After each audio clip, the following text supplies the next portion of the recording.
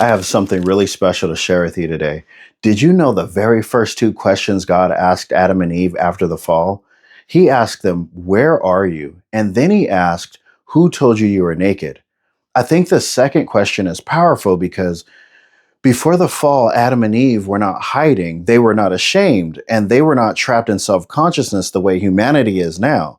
Their identity was fully rooted in God. But after sin entered, something changed in how they saw themselves. It is almost like before the fall, their awareness was a window. God flowed through it. And so after sin, the window turned into a mirror. And now instead of looking through God, they were looking at themselves. So shame entered, fear entered, hiding entered. And with that came a distorted perception of the self. So when God says, "Who told you you were naked?" it's almost like he is exposing the birth of false identity. Who taught you to see yourself this way? Who introduced shame into your awareness? Who made you turn inward instead of remaining fixed on me?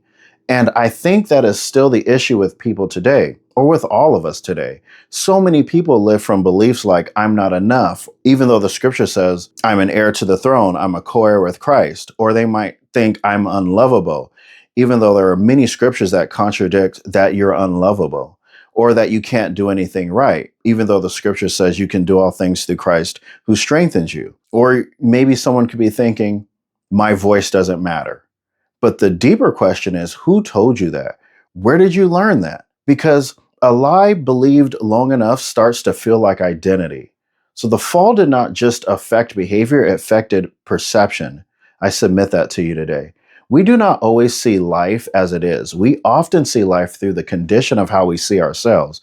And if the self has become a mirror of shame, fear, and distortion, then everything gets interrupted or interpreted through that lens. You see what I'm saying? But God's design was never for us to live turned inward. It was always for us to abide in Him. This reminds me when Jesus says, "I am the vine, you are the branches, and apart from Him, we can do nothing." So restoration begins when we stop agreeing with the false voice and return to the one who gives us true identity. I hope that blessed you today. Always remember that titans aren't born, they're forged.